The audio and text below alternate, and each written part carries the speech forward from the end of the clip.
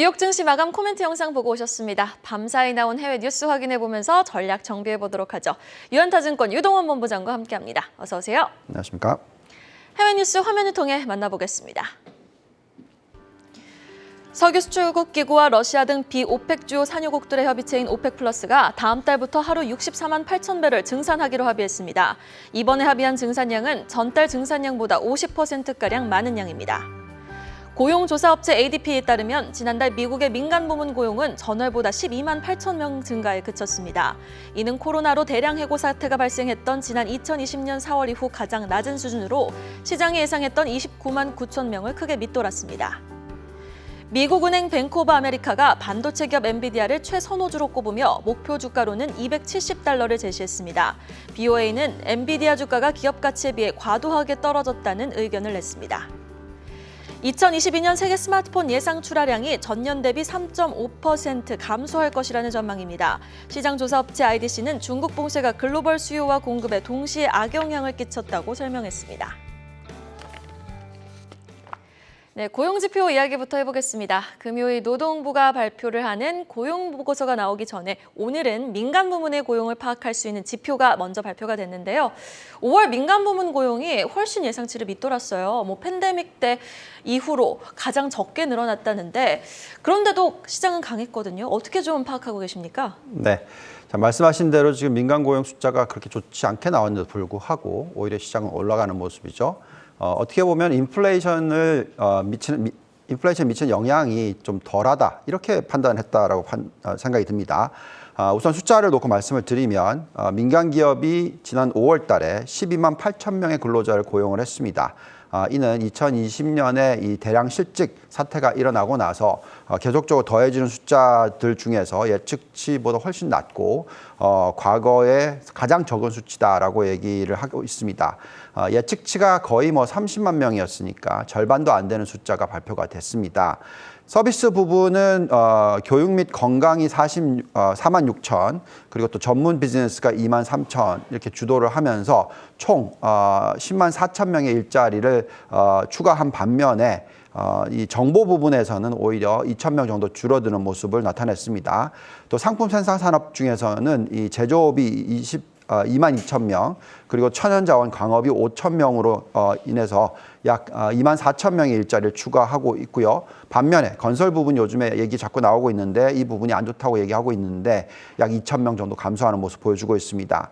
자, 대기업과 중견기업 둘 다 12만 명, 9만 7천 명 추가로 고용했는데 지금 중소기업 쪽이 오히려 9만 1천 명 줄어드는 모습 보여주고 있기 때문에 전체적으로 지금 노동시장이 타이트하긴 한데 그렇다고 해서 또 아주 급격한 인플레이션을 부추기는 그런 수준은 아니다라고 판단이 되고 있습니다. 지금 ADP의 이 수석 이코노미스트의 발언을 들여다보고 있으면 고용 증가율이 지금 전반적으로 천천히 하락하고 있다. 즉 결국 대기업들이 호황을 누리고 있으나 중소기업 쪽은 약간 지금 안 좋아지고 있는 부분이다라고 얘기를 하고 있고요. 그렇기 때문에 지금 보시면 예상치 크게 하락하는 모습을 보여주고 있습니다. 또한 이 부분 이외에도 이 신규 실업 수당 청구 건수가 나왔는데요. 숫자가 약 20만 명 정도가 나왔습니다. 원래 추정치가 21만 명이었으니까 이것보다 낮은 숫자가 나왔죠. 또 그만큼 고용시장이 안정적이다라는 부분입니다. 4주 평균 숫자로 보더라도 20만 6,500명이 나오면서 전주의 평균보다도 500명 정도 감소하는 모습이 나오고 있습니다. 자, 코로나19가 터지기 전에 이 숫자가 보통 평균적으로 22만 명에서 24만 명 정도였으니까 그것보다 낮은 숫자가 나오고 있어서 고용시장이 안정적인 것은 사실입니다. 그렇지만 그렇게 크게 인플레이션을 자극하는 수준은 아니다라고 판단이 되고 있습니다. 자, 그렇다 보니까 지금 10년 국채 금리의 흐름을 보시면은 미국 국채가 3.14%까지 급등을 했었다가 또 크게 빠져서 2.75%까지 빠졌다가 최근에 다시 올라와서 약 한 2.9% 정도 수준이 됩니다. 이게 왜 중요하냐면 앞으로 금리가 얼마나 더 올라갈 거냐 하는 부분인데 우리가 장기적으로 봤었을 때 한 3.25에서 3.5% 수준까지 올라갈 거다라고 예측하고 있고요. 빠르게 올라가는 것이 아니라 점차적으로 올라갈 것이다라는 게 중요합니다. 자, 이렇게 금리가 안정적인 상승 추세를 보이게 되면 오히려 주식시장에는 호재로 판단을 하고 있습니다. 지금 나스닥을 보시면은 고점 대비해서 큰 폭의 하락을 해서 지금 거의 32% 가까이 하락을 했었고요. 그리고 나서 최근 들어서 반등을 하고 있는데 두 자릿수의 반등을 하고 있습니다. 중요한 것은 미국의 10년 국채 금리가 많이 올라오긴 했지만 이 수준에서 크게 빠르게 올라가지 않는다면 이런 대형 성장주들이 많이 포진되어 있는 나스닥, 기술주가 포진되어 있는 나스닥의 상승 여력이 상당히 매력적으로 다가오게 된다 말씀을 드리겠습니다. 우리가 들여다보는 펀더멘탈로 봤었을 때 나스닥의 적정 가치는요. 최악의 시나리오를 반영하더라도 11,900포인트 정도 나오고요. 지금 우리가 기존적으로 생각하는 것은 16,600포인트니까 전 고점을 탈환할 거다라고 생각하고 있고요. 정말 좋게 보고 닥한버블 시기의 어떤 고점 거품 시기와 비교하게 되면 약 2만 포인트가 나옵니다. 그래서 지금 현재 시점에서는 이런 성장 기술주들에 대해서 충분히 관심을 가질 만한 타이밍이다라고 말씀을 드리겠습니다. 네, 지금 시점에서 나스닥의 매력도가 굉장히 높다라고 말씀을 해주셨는데요. 그럼 좀 더 좁혀서 반도체 이야기 한번 해보도록 하겠습니다. 실적 발표 이후 2분기 가이던스 뚜껑이 열리자 약 7%가량이 빠졌던 엔비디아가 BOA는 반도체 탑픽으로 꼽았습니다. 어떻게 보셨습니까? 네, 자 우리가 어제도 계속 얘기하고 있는 이 반도체 업종 어떻게 보면 과점화 현상이 만들어지면서 상당히 높은 수익성을 유지하고 있다는 게 중요한 핵심 포인트겠습니다.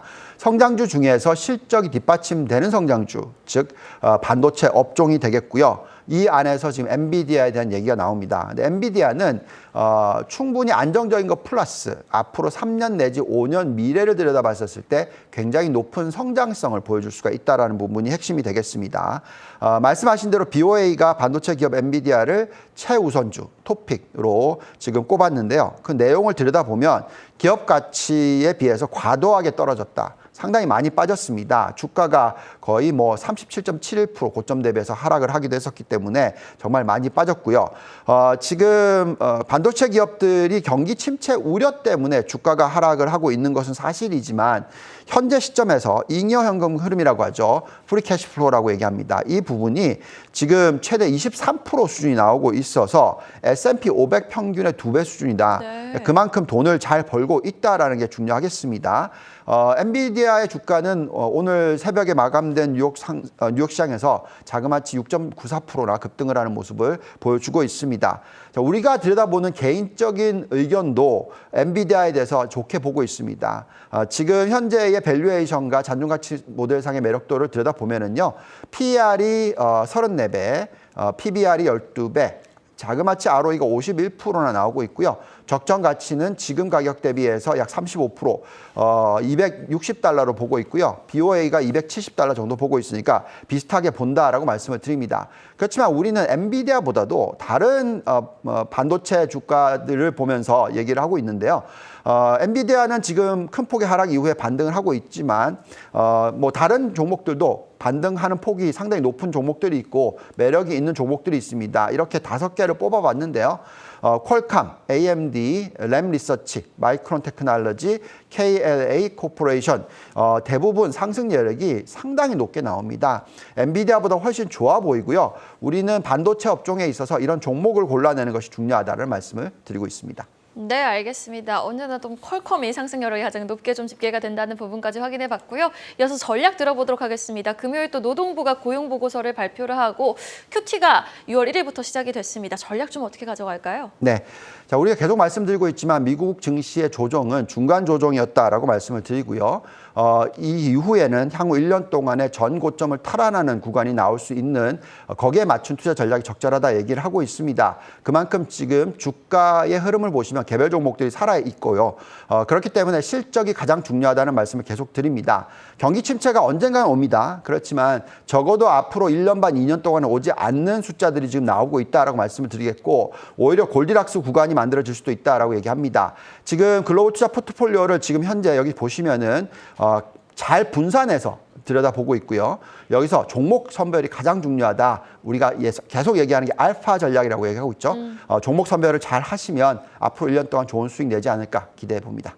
네, 글로벌 투자 전략 유한타증권 유동원 본부장과 함께 해봤습니다. 오늘 말씀 고맙습니다. 감사합니다.